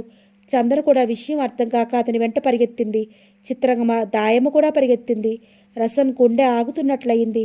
దాయమ్మ ఆగు, అక్క అక్కడికి పోతే మా మీద ఒట్టే, గొంతు చిచ్చుకుని మరీ అరిచాడు. ఆమె గలగలా నవ్వింది. ఆమె నవ్వు నీలహోరులో కలిసిపోయింది. రసన్ వేగంగా అటుకేసి పరిగెడుతూనే ఉన్నాడు. వాళ్ళిద్దరికీ మధ్య 30 అడుగులు మాత్రమే దూరం ఉంది. మరో 6 నిమిషంలో కొండ అంచులు చేరుకుంది దాయమ్మ. ఓసారి వెనక్కి తిరిగి చూసింది. సెలవు రసన్, చందమ్మ, సెలవు తల్లి, మీరిద్దరూ హాయిగా ఉండండి అంటూ అంత ఎత్తు నుంచి లోయలోకి దూకేసింది దాయమ్మ. టక్కున ఆగిపోయాడు రసన్. కొయ్యబారిపోయింది చందన. జరిగిందేమిటో గ్రహించడానికి కొన్ని క్షణాలు పట్టింది ఇద్దరికి. దాయమ్మ, దిక్కులు పిక్కటిల్లా అరుస్తూ పరిగెత్తిపోయిన చందన చటుక్కున చేయి పెట్టి ఆపేశాడు రసన్. కొండరాలు తగిలి పగిలిపోయిన దాయమ్మ తల నుంచి చిందిన రక్తాన్ని తనలో కలిపేసుకుంటూ పూలు ఆకులతో పాటు ఆమె పుణ్య శరీరాన్ని కూడా పల్లానికి ఉత్సాహంగా లాక్కుపోయింది. భూమికి దిగిన ఆకాశగంగా వెళ్ళగానే వివరంగా లేఖ రాసి మనిషికిచ్చి పంపుతానని దాయమ్మ మమతాదేవికి వాగ్దానం చేసింది. కానీ ఆమె చందనని తీసుకెళ్ళి అప్పుడే 20 రోజులు దాటిపోయింది. ఇంతవరకు ఆమె దగ్గర నుంచి ఎలాంటి కబురు రాకపోవడంతో మమతాదేవికి కంగారుగా ఉంది. 1-2 సార్లు రాజా పాంతు అడిగాడు. కూతుర్ని గురించి అయితే ఏవేవో కథలల్లి చెప్తోంది. భర్త తమ పుట్టింటికి వెళితే విషయం ఎక్కడ బయటపడుతుందో అని. అతని ప్రయాణాన్ని ఎన్నోసార్లు తెలివిగా ఆపింది. అయితే అది ఇంకా ఎక్కువ రోజులు కుదరదని గ్రహించింది. ఆమెకు దడగా ఉంది. చందనని దాయమ్మని కూడా తిట్టుకుంది ఉత్తరం రాయినందుకు. ఆమె భయపడ్డంతా అయింది. కూతురు మీద బెంగగా ఉందని భర్త బయలుదేరతాననేసరికి ఆమె పై ప్రాణాలు పైనే పోయాయి. అయితే ఆ రాత్రే ఆమె అన్న భగత్ ఊడిపడ్డాడు. అది రాజా పాంధు ఇంటలేని సమయంలో. మమతాదేవి ప్రాణం లేచొచ్చింది. అన్నగారిని గదిలోకి లాక్కెళ్ళింది. చందన ఎలా ఉంది అంది రహస్యంగా. చందన, అతడు తెల్లబోయాడు. చందన అక్కడికి వచ్చిందిగా. చందన అక్కడికి రావడం ఏమిటి మమత? దానికంతా ఓ కథ ఉందిలే. కానీ ఓసారి మన ఇంటికి తీసుకెళ్ళి ఆ తర్వాత తీసుకెళ్తానందే దాయమ్మ. తనలో తాను అనుకున్నట్లు అంది మమతాదేవి. దాయమ్మ ఏమిటి? చందాని తీసుకురావడం ఏమిటి? అసలు చందా మన ఇంటికి వేసైనా రాలేదు. అసలు మన రాజ్యం తను వచ్చినట్లే మాకెవరికీ తెలియదు అన్నాడు భగత్. వణికిపోయింది మమతాదేవి. ఏం జరిగింది మమత? అనునయంగా అన్నాడు భగత్. మమతాదేవి ఏడుస్తూ ఉన్నదున్నట్లు చెప్పింది.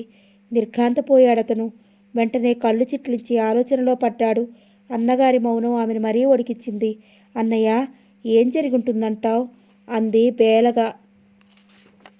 నువ్వు చాలా పొరపాటు చేశావమ్మా, మెల్లగా అన్నాడతను.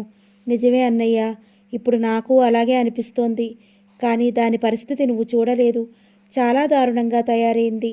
చివరికి ఆ రసన్ కోసం ప్రాణాలు తీసుకోవడానికి కూడా సిద్ధపడింది. దాని మనసును వేరే వైపుకు మళ్లించాలని బాధగా అంది మమతాదేవి. నిజమేనమ్మా, కానీ దానికి ఇదా మార్గం? ఏదో పసితనం వల్ల ఆ రసన్ అంటే ఇష్టపడిందే అనుకో. మెల్లగా నచ్చ చెప్పాలి గాని బావగారికి తెలియకుండా ఇంత సాహసం చేస్తావా? ఏం బాలేదమ్మా, గంభీరంగా అన్నాడు భగత్. అవునన్నయ్యా, నాకేదో దెయ్యం పట్టింది. మీ బావగారి స్వభావం తెలిసిన నేను అమ్మాయిని ఆయనకి తెలియకుండా దేశమే దాటిచ్చానంటే నాకే సిగ్గుగా ఉంది. అసలు ఇదంతా ఆ దాయమ్మ మూలానే జరిగింది. చూడు, పీకల మీదకు వచ్చింది. మీ బావగారు చందా కోసం మన ఇంటికి బయలుదేరాలనుకుంటున్నారు. ఏం చెయ్యాలా అని హడిలిపోతున్నాను. ఆ భగవంతుడే పంపినట్టు నువ్వు వచ్చావు అంది మమతాదేవి గద్గద స్వరంతో. త్రుళ్ళిపడ్డాడు భగత్. అయితే ఇప్పుడు ఏం చేద్దామన్నాడు కంగారుగా. ఏం లేదు, చందనని నేనే తీసుకొచ్చి దించుతానని చెప్పు మీ బావగారికి. తర్వాత వెంటనే నువ్వు వెళ్ళి చందనని తీసుకొచ్చేయి. ఎక్కడి నుంచి? అదేమిటన్నయ్య, దాయమ్మ ఊరు ఇల్లు నీకు తెలుసుగా. అయితే చందన ఇంకా దాయమ్మ ఇంట్లోనే ఉందని నీ అనుమానమా? దాయమ్మ ఇంట్లో లేకపోయినా గాలి మార్పు కోసం ఆ ప్రాంతాల్లోనే ఏవో సుందర ప్రదేశాలకి తీసుకెళ్తానని చెప్పింది. నువ్వు వెళితే అన్ని విషయాలు తెలుస్తాయి. నాకు ఆ నమ్మకం లేదు, భారంగా అన్నాడతను. అంటే? తడారిపోతున్న గొంతుతో అంది మమతాదేవి. నా ఉద్దేశం చందన దాయమ్మ దగ్గర లేదు అన్నయ్య, కంగారుగా అందామె. అవును మమత, నాకు అనుమానంగా ఉంది. ఏమిటన్నయ్య? రసన్ అక్కడే ఉన్నాడుగా. అయితే తను రసన్ దగ్గరే ఉండి ఉంటుంది అన్నయ్య, కోపంగా అంది మమతాదేవి. ఆవేశపడకు మమత, ఇప్పుడు ఆవేశం కాదు కావలసింది ఆలోచనే. అన్నయ్య, ఎంతైనా చందన నా రక్తం పొంచుకుని పుట్టిన బిడ్డ ఇంత నీచమైన పనిచేసి నాకు తలవంపులు తేదు అంది మమతాదేవి బాధగా. అతడు జాలిగా చూశాడు ఆమెకేసి. ఆ చూపుని భరించలేకపోయిందామె. అన్నయ్య, రసన్ మీ కళ్ళెదుట ఉండి చిత్రాలు చిత్రిస్తున్నాడు అవునా? గంభీరంగా అంది. అవును. అలాంటప్పుడు నీకు ఈ అనుమానం ఎందుకొచ్చింది? అంటే రసన్ ప్రతిక్షణం మీకు కనిపిస్తూనే ఉంటాడని, ఊరి పొలిమేర ఎక్కడా దాటడని ఆ మధ్య నాన్నగారు లేఖ రాశారు. అదే నిజమైతే చందన అతని ఛాయలకు ఎలా వెళ్ళగలదు? దాయమ్మ మన ఇంటి దాసి, నాకు తల్లి లాంటిది. అలాంటి దాయమ్మ నాకు ద్రోహం చేస్తుందా? ఆవేదనగా అంది మమతాదేవి. అలాగే అనుకుందాం. ఒకవేళ రసన్ మన ఊళ్ళో లేకపోతే రసన్ దగ్గరికి ఆమె వెళ్ళడానికి అవకాశం ఉందా అన్నాడు భగత్. మమతాదేవి మాట్లాడలేదు. మమత, మెల్లగా అన్నాడతను. ఆమె తలెత్తి చూసింది. ఓ మాట చెప్పనా? ఏమిటి? ఇప్పుడు రసన్ అక్కడ లేడు. ఏమిటి? పిడుగుపడ్డట్టు చూసింది మమతాదేవి. అవును, అతను ఉన్నట్లుండి మాయమైపోయాడు భారంగా అన్నాడు భగత్. అంతే కళ్ళు తిరిగి పడిపోయింది మమతాదేవి. తెలివి తప్పి పడిపోయిన చెల్లెల్ని మంచం మీదకి చేర్చాడు భగత్ దాసీల సహాయంతో. వాళ్ళందరినీ పంపేసి చెల్లెల దగ్గర తనే ఉండిపోయాడు. 10 నిమిషాల తర్వాత కళ్ళు తెరిచింది మమతాదేవి. మమత, మెల్లగా పిలిచాడు భగత్. ఆమె తల దగ్గర కూర్చుని ఆమె అతని కేసి చూసింది. ఆమె కళ్ళల్లో దుఃఖ సముద్రాలు ఎగిసిపడుతున్నాయి. అన్నయ్య, రసన్. ఆమెకి మాట రావడం లేదు. ఇప్పుడేమీ మాట్లాడవద్దు మమత. లేదన్నయ్య, నాకు విషయం తెలియాలి. రసన్ అక్కడ లేడా? లేడమ్మా. చిత్రీకరణ పూర్తయిందా? లేదు. నాన్నగారితో కానీ ఇతర పనివాళ్లతో కానీ మాట మాత్రం చెప్పకుండా వెళ్ళిపోయాడు. ఎక్కడికి వెళ్ళాడో తెలియదు. నాన్నగారికి చాలా కోపం వచ్చింది. అతడు చెప్పకుండా వాళ్ళ తల్లిదండ్రుల దగ్గరికి వెళ్ళాడని ఆయన అనుమానం. వెంటనే వాళ్ళింటికి మనుషుల్ని పంపారు. అయితే అక్కడ అతను లేడు. మళ్ళీ వాళ్ళకేం అనుమానం రాకుండా ఏదో చెప్పి వచ్చేశారు వాళ్ళు. బందికానా లాంటి జీవితం విసుగనిపించి పారిపోయాడేమో అనుకున్న నాన్నగారు అతని గురించి ఆలోచించడం మానుకున్నారు. అతను ఈ ఊరు రానందుకు ఒక రకంగా సంతోషించారు కూడా. కానీ దీని వెనక ఇంత కథ ఉందని మాకెవరికీ తెలియదు దిగులుగా అన్నాడు భగత్. అంటే చందన రసంతో ఏమో అంతా అయోమయంగా ఉంది అంటూ రసంలో హఠాత్తుగా వచ్చిన మార్పు, ఉత్సాహంగా పనిచేయడం, నీరసించిపోయిన మనిషి కాస్త కోలుకోవడం అన్నీ వివరంగా చెప్పాడు భగత్. అయితే ఇద్దరూ కలిసి కొంప ముంచేశారన్నమాట. ఎడవసాగింది మమతాదేవి. మమత, ఊరుకో, బయట దాసీలు వింటారు. ఇదంతా మన అనుమానం కావచ్చు. ముందు దాయమ్మని కలిస్తే అన్ని విషయాలు తెలుస్తాయి అనుమానంగా అన్నాడు భగత్. మమతాదేవి అలా ఏడుస్తూనే ఉంది. మమత, బావగారు రావచ్చు. ముందు నువ్వు లేచి కళ్ళు తుడుచుకో మెల్లగా అన్నాడు అతను గుమ్మం కేసి చూస్తూ. ఆమె కళ్ళు తుడుచుకుని లేచి కూర్చుంది. మరి కాసేపటికి చందన గురించి మాట్లాడుకున్నారు అన్నా చెల్లెలిద్దరూ. భగత్ ఏదో ఆలోచిస్తూ ఎలాగైనా ఈ గండం గడిచేలా చూడాలన్నాడు.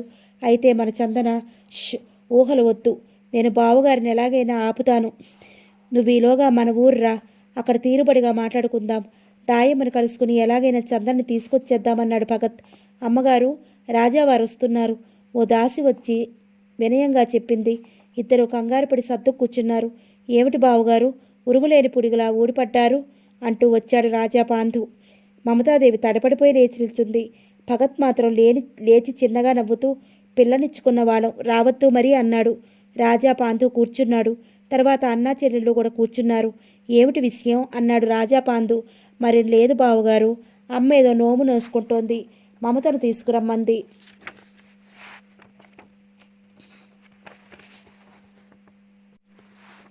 అల్లుల్ని తీసుకురమ్మనలేదా? గాంభీర్యం నటిస్తూ అన్నాడు రాజా పాంధు. వస్తే అంతకన్నానా నవ్వాడు భగత్. అలాగే కానీ చందా ఎలా ఉంది అన్నాడు పాంధు. బాగానే ఉంది. రసన్ బాగానే పనిచేస్తున్నాడా? చందన బెంగలేకుండా ఉందా? పాత చందన అయిపోయింది. రేపు మమతను తీసుకెళ్ళి పున్నమి వెళ్ళగానే ఇద్దరిని తీసుకొచ్చి దించుతారు అన్నాడు భగత్. అలాగే, నాకు చందన్ చూడాలని చాలా బెంగగా ఉంది. అసలు రేపో ఎల్లుండో వద్దామనుకుంటున్నాను. సరే, ఎలాగో దేవిగారు వస్తున్నారుగా మీతో, త్వరగా పంపండి అన్నాడు రాజా పాంధు. అలాగే. మరి కాసేపు ఏవో రాజకీయాలు మాట్లాడుకున్నారంతా. భార్య అదోలా ఉండటం గమనించిన పాంధు, ఏమిటి దేవిగారు ఈరోజు పరధ్యానంగా ఉన్నారు అన్నాడు ఓరగా చూస్తూ. ఏముంది, అమ్మ చేసుకోబోయే నోముల గురించి ఆలోచిస్తున్నాను అంది మమతాదేవి. అబ్బా, ఆడవాళ్ళకి నోములంటే ఎంత పిచ్చి అన్నాడు పాంధు నవ్వుతూ. మమతాదేవి కూడా నవ్వింది బలవంతంగా. వెన్నెల పిండార పోసినట్లుంది. ఓ పెద్ద చెట్టు కింద కూర్చున్న రసన్ చందనలు ఏదో లోకాల్లో ఉన్నట్లున్నారు. రసన్ కింద కూర్చుని కాలు చాపితే అతని తొడ మీద తల పెట్టుకుని పడుకుంది చందన. పచ్చని ఆకుల మధ్య నుంచి చంద్రకిరణాలు వాళ్ళ మీద పడి గిలికింతలు పెడుతున్నాయి. రసన్ అంది చందన మత్తుగా. "ఉమ్," స్వప్నలోకాల్లోంచి పలికినట్టు అన్నాడతను. "ఈ వెన్నెల ఎంతో బావుంది కదూ?" ప్రియుని కళ్ళల్లోకి చూస్తూ గుసగుసగా అంది చందన. "ఉహుం." "జాబిల్లి ముద్దొస్తున్నాడు కదూ?" "ఉహుం." "గాలి చల్లగా హాయిగా ఉంది." "నిజమా? నాకేమీ లేదే." "ఏయ్." చిరుకోపంగా లేవబోయింది చందన. అయితే అతను ఆమెని లేవనివ్వలేదు. మరింత పొదివి పట్టుకున్నాడు. "ఏ, నీకు గాలి వేడిగాను వెన్నెల చిరాగ్గానూ ఉందా?" అలిగినట్లు అందామె. ఆమె అలక చూసి నవ్వాడతను. "ఏమిటా నవ్వు?" "నిజంగానే నాకు వెన్నెల, చంద్రుడు, చల్లని గాలి నచ్చలేదు." "ఏమిటి?" చటుకున లేచి కూర్చుంది చందన. "అవును చందా, జాబిలి కన్నా ఎన్నో రెట్లు నువ్వే ముద్దొస్తున్నావు. నీ నవ్వు వెన్నెల కన్నా ఎన్నో రెట్లు చల్లగా ఉంటుంది. నీ సన్నిధిలో ఉన్న హాయి ఆ స్వర్గంలో ఉన్న రాదని నాకు తెలుసు." ఆమె చెవిలో గుసగుసగా అని ఆమె చెంపల మీద తన పెదవులతో తీయని ముద్ర వేశాడు రసన్. "ఓ భలేవాడివే," నవ్వేసింది చందన కూడా. "ఇక పడుకుందామా?" అన్నాడు తను ఆవులిస్తూ. "ఏం నిద్రొస్తోందా?" "ఉహుం, ఆకలేస్తోంది," గోముగా అన్నాడు తను. "మంచె మీద తేనె ఉంది, ఇవ్వనా?" అల్లరిగా అంది చందన. "పో, నాకేమీ వద్దు." బుంగమూతి పెట్టాడు రసన్. కిలకిలా నవ్వింది చందన. మరి కాసేపు అలాగే కూర్చుని మాట్లాడుకున్నారు. ఆ తరువాత ఇద్దరూ తాము తయారు చేసుకున్న మంచె ఎక్కి పడుకున్నారు. రేరాజు వారి మీద ఓ కన్ను వేసే ఉంచాడు. రసన్ చందనలో అడవిలోకొచ్చి 10 రోజులు దాటిపోయింది. మొదట్లో కాస్త భయం అనిపించినా ఇప్పుడు ఏమాత్రం అనిపించటం లేదు. పైగా ఆ అడవి తమ రాజ్యంగాను, ఆ అడవిలోని ప్రాణులు తమ ప్రజగాను అనిపించసాగింది. "చందా," మెల్లగా పిలిచాడు రసన్. "నీకు బాధగా ఉంది కదూ?" ఆమె మీద చెయ్యి వేస్తూ మృదువుగా అన్నాడు రసన్. "బాధ ఎందుకు? ఇక్కడ ఇలా ఒంటరిగా వెదురు బియ్యం, అడవి పళ్ళు, కందమూలాలు, పుట్టతేనె ఆహారంగా తీసుకుని ఉంటే హాయిగా ఉంది." అతని మాట పూర్తి కాకుండానే అంది చందన. అతను నవ్వాడు. "రసన్, నాకేమనిపిస్తోందో తెలుసా?" అతనికి అభిముఖంగా తిరిగి అంది చందన. "ఏమనిపిస్తోందిట?" "ఇలా కొన్నాళ్ళు బ్రతికినా చాలనిపిస్తోంది." "నాకు అంతే చందా," అన్నాడు తను కూడా మనస్ఫూర్తిగా. చందమామ మబ్బుల చాటికి తప్పుకుంటోంది. ఆ దంపతులకి ఏకాంతం కలిగించడానికన్నట్లు నల్లని ఏనుగుల్లా ఉన్న మబ్బుల్ని మధ్య మధ్య కుశలం అడుగుతున్నట్లు తొంగి చూసే జాబిల్లిని చూస్తూ చాలాసేపు గడిపారు నూతన దంపతులు. తర్వాత చందన కళ్ళు మెల్లగా అంటుకున్నాయి. రసన్ కూడా కళ్ళు మూసుకున్నాడు. అయితే అవి మూతపట్టం లేదు. చందన చెయ్యి అతని మెడని చుట్టి ఉంది. నిశ్చింతగా నిద్రిస్తున్నట్లు అమాయకమైన ఆమె మొహంలోకి చూస్తూ చాలాసేపు గడిపాడు. తెల్లని నుదుటిపై నాట్యం చేస్తున్న నల్లని ముంగురులని సున్నితంగా వెనక్కి నెట్టాడతను. ఆనాటి చిన్నారి చందన గుర్తొచ్చింది అతనికి మళ్ళీ. ఆనాడు ఈ రాకుమారి తోటలోని తేనె ఫలాలు తొంగిలించాను. ఈనాడు తేనె కన్నా మధురమైన ఈ రాకుమారి లేత పెదవుల్ని తొంగిలించాను. ఆనాడు ఈనాడు కూడా ఈ దొంగకి ప్రాణదానం చేసింది చిన్నారి కన్య అనుకున్నాడు. రాణి భయపడిందంతా అయింది. దాయమ్మ ఇంట్లో ఆమె గాని చందన గాని లేనే లేరు. కనీసం వారి గురించిన ఆచూకీ కూడా ఇవ్వలేకపోయారెవ్వరూ. స్వయంగా విషయం తెలుసుకున్న భగత్ చెల్లెలికి చెప్పాడు. మమతాదేవి బిగుసుకుపోయింది. శరీరమంతా మంచులా అయిపోయింది భయంతో. దాయమ్మ ఎంత పనిచేసింది అనుకుంది. కొన్నాళ్ళు ఈ విషయాన్ని రాణికి తెలియకుండానే తండ్రితో కలిసి గాలించాడు భగత్. అయితే వారి జాడ తెలియలేదు. ఆపై రాజుకి చెప్పక తప్పలేదు. రసంతో పరిచయం ఎలా పరిణమించిందో. కొన్నాళ్ళు ఈ విషయాన్ని రాజుకు తెలియకుండానే తండ్రితో కలిసి గాలించాడు భగత్. అయితే వారి జాడలేదు. ఆపై రాజుకు చెప్పక తప్పలేదు.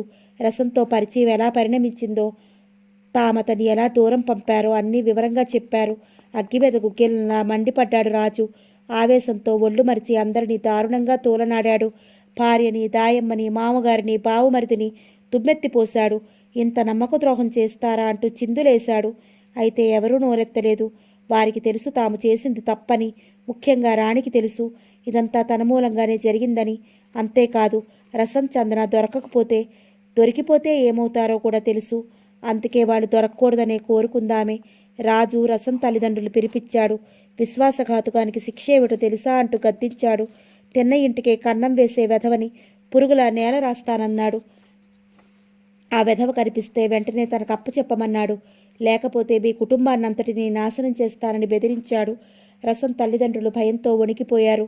అమాయకంగా ఉండే కొడుకు ఇంత పని చేశాడంటే వారికి నమ్మకం కలగడం లేదు. కానీ నమ్మకం తప్పడం లేదు. అల్లరివాడుగా ఇంటి పట్టున ఉంటేనే బాగుండేది. అన్యాయంగా బిడ్డ ఏమైపోతాడో అని కుళ్ళి కుళ్ళి ఏడ్చింది తల్లి. రసన్ ఎక్కడ దొరుకుతాడో అని అరచేతుల్లో ప్రాణాలు పెట్టుకుని క్షణాలు యుగాల్లా గడుపుతున్నారంతా. ఆవేశం కాస్త చల్లారిన రాజు తన వారిని నలుమూలలకి పంపాడు. చెట్లు, పుట్టలు, తోట్లు, దొడ్లు వెతికించాడు. కానీ ఫలితం శూన్యం. రాజుగారి కూతురు ఎవరో చిత్రకారుడితో లేచిపోయింది అన్న వార్త కార్చిచ్చులా వ్యాపించింది ఆ ప్రాంతమంతా. అది విన్న రాజుగారి ఆవేశం రెట్టింపైంది. అతనికి అందరూ శత్రువుల్లాగే కనిపించసాగారు. భార్యతో కూడా మాట్లాడటం లేదు. కూతురి కోసం గాలించటం మానడూ లేదు. రాను రాను ఆయనలోని కోపం అగ్నిపర్వతంలోని లావాలా కుతకుతలాడిపోతోంది. చందన బిగ్గరగా పిలుస్తూ పరుగున వచ్చాడు రసన్. చేతిలో తామరాకు దొన్నె. నదిలో కదలాడే రవికిరణాల్ని తదేకంగా చూస్తున్న చందన రసన్ని చూసి చిన్నగా నవ్వింది. ఇదిగో చంద, ఈ తేనె చూడు ఎంత రుచిగా ఉందో. చేతిలోని పుట్ట తేనె ఆమె పెదవులకు అందిస్తున్నాడు రసన్. ఆ తేనె రుచి చూసిన చందన వికారంగా మొహం పెట్టింది. చీ అంది. ఏ వింతగా చూశాడు రచన్. చప్పగా ఉంది. చప్పగా ఉందా అంటూ తన కాస్త తాగి అబద్ధం, మధురంగా ఉందన్నాడు రసన్. లేదు, నాకు మాత్రం రుచి పచ్చి లేదా తేనెలో. ఇదిగో ఈ తేనె మధురాతి మధురంగా ఉంటుంది అంటూ గబాల్న అతని మెడకి చేతులు పెనవేసి అతని పెదవుల మీద పెదవులు ఆనించింది చందన అల్లరిగా. రసన్ హాయిగా నవ్వేశాడు. చందన తేనె మెల్లగా తాగుతూ, రసన్, ఈ జీవితం ఎంతో హాయిగా ఉంది కదూ అంది. నిజమే చందా, స్వర్గం అంటే ఇంకెక్కడా లేదనిపిస్తోంది. కానీ చందా, ఏమిటి రసన్? అంతఃపురంలో దాసీదాస్తీల మధ్య ఉంటూ పన్నీటి జలకాలాడి పట్టుపరుపుల మీద పడుకోవలసిన నువ్వు నా మూలంగా ఈ కారడువుల్లో దినదినగండంలా. ఓహ్, అదే నాకు చాలా బాధగా ఉంది చందన. బాధగా అన్నాడు రసన్. మధురంగా నవ్వింది చందన. నిజంగా నాకు ఆ అంతఃపురమే సుఖంగా ఉంటే నిన్నిలా వెతుక్కుంటూ వస్తానా రసన్ అంది. నీకు ఈ బాధలు ముందుగా తెలియవు చందా. ఏదేదో ఊహించుకొచ్చి ఉంటావు. కానీ చచా, అదేమీ లేదు రసన్. నీ సాన్నిధ్యం నేను ఊహించిన దానికన్నా మధురంగా ఉంది. నువ్వెక్కడుంటే అక్కడ నాకు స్వర్గం, తన్మయత్వంగా అంది చంద. మౌనంగా ఉండిపోయాడు రసన్. రసన్, మెల్లగా పిలిచింది చందన. నా మొహంలో నీకు అసంతృప్తి ఏమైనా కనిపిస్తోందా? చచా, అది కాదు చందా. నువ్వెంత ఆనందంగా ఉన్నా లేత తామరతూడు లాంటి నీ శరీరం ఈ కారడివిలో కటిక నేల మీద చెట్టుకొమ్మల మధ్య నిశ్చింత లేకుండా గడపడం చూస్తుంటే నేను ఆనందంగా ఉండలేకపోతున్నాను. తప్పు చేశానేమో అన్న భావం కలుగుతోంది. చందన ఒడిలో పడుకుని ఆమె ఎదలో మొహం దాచుకుంటూ అన్నాడు రసన్. లేదు రసన్, నువ్వేమీ తప్పు చేయలేదు. నిజంగా నువ్వు నన్ను ఇలా తీసుకురాకుండా ఉంటే నేను ఈ పాటికి మట్టి అయిపోయి ఉండేదాన్ని. ఇద్దరం ధైర్యం చేశాం. ఈ జీవితం ఇలాగే సాగిస్తూ ఇక్కడే హాయిగా ఒకేసారి కన్ను మూద్దామంది చందన. అంతేనంటావా చందా? ముమ్మాటికి అంతే రసన్. అతన్ని మరీ అదుముకుని తల నిమురుతూ అంది చందన. ఆమె కంటి నుంచి 2 నీటి చుక్కలు జలజల రాలాయి. అతని చెంప మీద పడ్డాయి. త్రుళ్ళిపడి లేచాడు రసన్. చా, ఏడుస్తున్నావా? లేదు రసన్, ఇది ఏడుపు కాదు, ఆనందం, గద్గద స్వరంతో అంది చందన. చందా, అవును రసన్, నా కోసం నువ్వు పడే కష్టానికి ప్రతిగా నేనేమివ్వగలను? ఇచ్చింది చాలు చందా, ఆరాధనగా ఆమె కేసి చూస్తూ అన్నాడతను. రసన్, ప్రేమంటే నీదే, ప్రేమికుడు అంటే నువ్వే. అతని కంఠానికి 2 చేతులు పెనవేస్తూ అంది చందన. ఆమె కళ్ళు ఇంకా వర్షిస్తూనే ఉన్నాయి. చందా, నేను కోరింది ఇస్తావా? హఠాత్తుగా అడిగాడు రసన్. నేనేమివ్వగలను రసన్? బేలగా అందామే. ఇవ్వగలవు, అయితే అడుగు. నా ప్రాణం కావాలన్నా తీసి నీ కాళ్ళ ముందు పెడతాను అంది చందన ఉద్వేగంగా. అతను నవ్వాడు. ప్రాణం ఎందుకు చందా? మరేం కావాలో అడుగు. నీ కన్నీరు పూర్తిగా నాకు ఇచ్చేయాలి. అంటే అర్థం కాలేదా? నీ కంట్లో ఒక్క బొట్టు నీరు రాకూడదు. తడికళ్లతోటే నవ్వింది చందన. అది అలా నవ్వాలి నా చంద. ఆమె కొంగుతో ఆమె 2 కళ్ళు తుడిచాడు రసన్. చెంగుచెంగున 2 రేళ్లు పరిగెత్తుకుంటూ వచ్చాయి అక్కడికి. ఆ లేళ్ల జంటని, వాటి అనురాగాన్ని చూస్తూ తన్మయావస్థలో పడిపోయారిద్దరూ. అప్పుడే పొదలో ఏదో చప్పుడు. లేళ్లు భయంతో పరుగు తీశాయి. చటుకున లేచి అడవి దున్నలా ఉందన్నాడు రసన్. చందన కూడా లేచింది కంగారుగా. వారి వెనుక మళ్ళీ చప్పుడయింది. అంతే బిగుసుకుపోయారు. గుండె ఆగినట్లయింది. వాళ్ళిద్దరూ తేరుకునేలోగానే వారి చుట్టూ సైనికులు వలయంగా ఏర్పడ్డారు. దూరాన రాజా పాంధు. చందన అంతఃపురంలోని ఓ గదిలో కుళ్ళి ఏడుస్తోంది. ఆమెను ఓదార్చడానికి కానీ అనునయించడానికి కానీ అక్కడెవ్వరూ లేరు. దాసీలు కూడా అనుమతి లేనిదే ఆ గదిలోకి వెళ్ళకూడదు. అది రాజాజ్ఞ. మమతాదేవి మరో గదిలో పడుకుని అంతకన్నా ఘోరంగా విలిపిస్తోంది. ఆమె పుట్టింటి వారు వచ్చి రాజా పాంధుతో ఏదో మాట్లాడటానికి ప్రయత్నించినా అతను అంగీకరించలేదు. పైగా వాళ్ళని తోలనాడాడు కూడా. రతన్ మాత్రం కారాగారంలో నిర్వికారంగా కూర్చున్నాడు. అతని మొహం భావరహితంగా ఉంది. తల్లిదండ్రులు, అన్నలు వచ్చి ఏడ్చి గోల చేశారు. వదినలు ఎందుకు చేశావి పని రతన్ అంటూ ఆక్రోశించారు. స్నేహితులు హితులు వచ్చి కంటతడి పెట్టారు. అయితే అన్నింటికీ మౌనమే జవాబుగా ఉండిపోయాడు. అతనికి పడబోయే శిక్ష తలుచుకుంటే అందరికీ భయంతో వణుకొచ్చేస్తోంది. కనిపించిన దైవాలందరికీ మొక్కుకున్నారు ఆ పసివాడిని కాపాడమని. కనిపించని దైవాలందరికీ మొక్కుకున్నారు. విచారణ జరిగింది. ఊపిరి బిగపట్టి వింటున్న వారి నెత్తిన పుడిగిపడింది. రసన్కి ఉరిశిక్ష పడింది. ఎన్నడూ లేనిది ఆ దేశ ప్రజలు రాజును విమర్శించసాగారు. రాజుకో న్యాయం, సామాన్యులకో న్యాయమునా? రసన్కు ఆ శిక్ష విధించినప్పుడు రాకుమారికి మాత్రం క్షమాభిక్ష ఎందుకు పెట్టారు అంటూ బాహాటంగానే అనుకున్నారు. ఆ సంగతి రాజా పాండు చెవుల్లో కూడా పడింది. అయినా అతను పట్టించుకోలేదు, ఆగ్రహించనూ లేదు. వంశం అంతరించిపోతుందనో, లేక భార్య బాధ చూడలేదనో, అదే కాక కూతురు మీద మమకారం వలనో ఆమెకు ఏ శిక్ష విధించలేదు. అది మంచి పద్ధతి కాదని, ప్రజల దృష్టిలో తాను దుష్టుడిగా మిగిలిపోతాడని అతనికి తెలుసు. అయినా అతను పట్టించుకోలేదు. రసన్ ఉరి సంగతి తెలిసిన దూరపు బంధువులు సైతం వచ్చి పడ్డారు, ఏడ్చారు. రాజు నిర్దయకి దూషించారు. మళ్ళీ తగ్గిపోయి సూర్యదేవుని వెళ్ళి అతని కాళ్ళ మీద పడమని సలహా ఇచ్చారు. మోడు చిగురుస్తుందేమో అన్న ఆశతో రాజు దగ్గరికి వెళ్ళి పుత్రభిక్ష పెట్టమని ఏడ్చారు. ఈ తప్పు కాయండంటూ కాళ్ళ మీద పడ్డారు. అతన్ని వదిలితే దేశమే వదిలిపోతామన్నారు. అయినా అతని మనసు కరగలేదు. ఉరిశిక్ష రద్దు కాలేదు. ఉరిశిక్ష ఎప్పుడు అమలు జరుపుతారో ముందుగా తెలియనివ్వరు. అది ఆ దేశాచారం. చనిపోయిన వారికి ఆ దేశంలో ఇచ్చిన గౌరవ మర్యాదలు ఇంకే దేశంలోని ఇవ్వరు. నేరస్తుని అంతిమ కోరిక ఎలాంటిదైనా సరే ఒక్క ప్రాణభిక్ష స్వేచ్ఛ ఇవ్వడం తప్ప నెరవేర్చడం ఆ దేశాచారంలో అతి ముఖ్యమైనది. అక్కడ శవాలని ఖననం చేయటమే తప్ప దహనం చేయరు. అది చాలా చిత్రంగా ఖననం చేస్తారు. రాజవంశీయులు పోతే ఓ ప్రత్యేక స్థలంలో రాజలాంఛనాలతో భూస్థాపితం చేస్తారు. వారి శవపేటికల్లో తల కిరుకుపక్కల 2 వెండి పాత్రల్లో ఓ రకమైన పసరు పోసి పెడతారు. అదే పసరుతో తడిపిన పట్టు వస్త్రాలు కడతారు. బంగారు నాణాలు, నగలు లాంటివి అలంకరిస్తారు. అయితే అన్నింటికన్నా ముఖ్యమైనది ఆ పసరు. ఆ పసరు వల్ల శవం ఎన్ని యుగాలైనా పాడవదు, జీవం ఉన్నట్లే ఉంటుంది. ఆ మర్యాదలన్నీ ఒక్క రాజకుటుంబీకులకు మాత్రమే అయితే మిగతా వారికి కూడా కొన్ని ఆచారాలున్నాయి. వారి వారి స్థితిగతులను బట్టి ఖననం చేస్తారు. వారి దేశాచారం ప్రకారం రసన్ని అడిగారు, నీ తుది కోరిక ఏమిటి అని. నాకు చందనని చూడాలనుంది అంటాడని ఊహించారంతా. అయితే అతడు ఆ కోరిక కోరనే లేదు. చిత్రమైన కోరిక కోరాడు. మొదటిది చందన ఖాళీ అందెలు తనకిమ్మని. తర్వాత కోరిక మరీ వింతగా ఉంది. తను పోయాక తన శవాన్ని రాజలాంఛనాలతో సహా రాజాగారి తోటలో తన కుటీరానికి 10 అడుగుల దూరంలో భూస్థాపితం చెయ్యాలని, తన శవం యుగాలైనా చెడిపోకుండా ఉండేలా రాజవంశానికి ఉపయోగించే పసర్ల కన్నా శ్రేష్టమైన పసర్లు వాడాలని, తనని ఉరితీసే వరకు ప్రతిరోజు తన వాళ్లతో మాట్లాడుతూ కొంతసేపు గడపాలని, ఆపై రాజు కానీ రాజుకు సంబంధించిన మరెవరూ కానీ లేకుండా తన వాళ్ళు మాత్రమే తన శవాన్ని రాజావారి తోటలో తను చెప్పిన చోట భూస్థాపితం చెయ్యాలని కోరాడు రసన్. తెల్లబోయాడు రాజా పాంధు. మొహాలు చూసుకున్నారు మిగతా వారు.